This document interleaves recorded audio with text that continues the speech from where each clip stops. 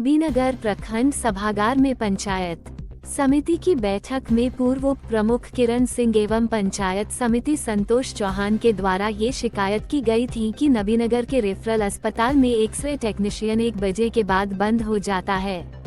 जब इसकी निरीक्षण करने कार्यवाहक प्रमुख लव सिंह रेफरल अस्पताल पहुंचे तो सत्य पाया गया। रिपोर्टर रामकुमार पासवान से ली गई है।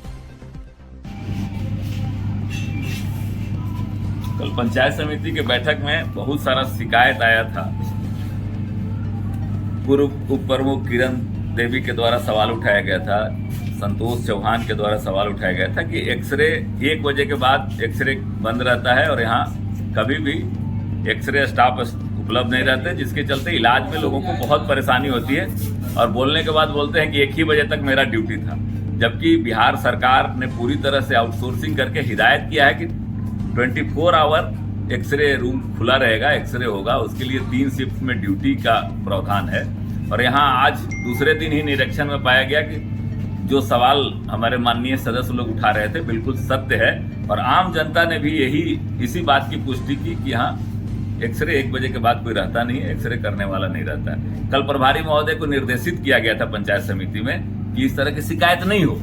और देखिए गनीमत में दूसरे दिन ही यहाँ चलाया और फिर वही चीज जस के तस पाया। ये बड़ा ही दुर्भाग्यपूर्ण है और चिंताजनक है। बिहार सरकार हमेशा सचेत रहती है स्वास्थ्य के प्रति।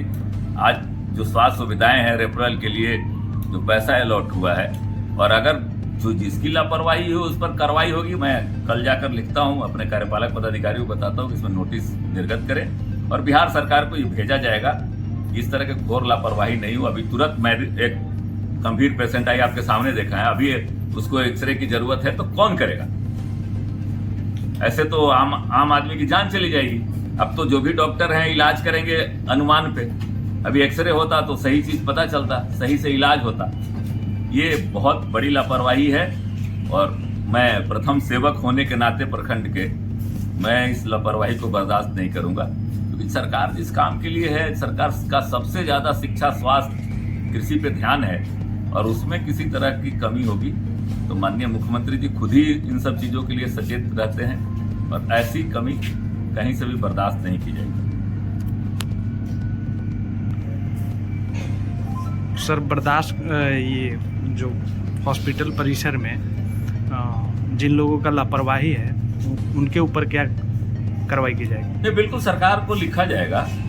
हम तो कार्यपालक महोदय, क्योंकि रोगी कल्याण समिति के भी अध्यक्ष हमारे प्रखंड विकास पदाधिकारी कार्यपालक पदाधिकारी हैं, पंचायत समिति कार्यपालक पदाधिकारी है। और सबसे दुख की बात तो है कि कल ही कई सदस्यों ने इस बात को उठाया था और उसके बाद भी अगर रेफरल प्रशासन अगर दुरुस्त नहीं हुआ तो ये घोर चिंता की बात है।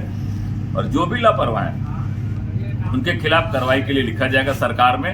मैं अभी स्वास्थ्य विभाग के अधिकारी से बात करने का भी कोशिश कर रहा हूं। उन्होंने मैसेज किया कि थोड़ी देर में हमारी बात हो पाएगी।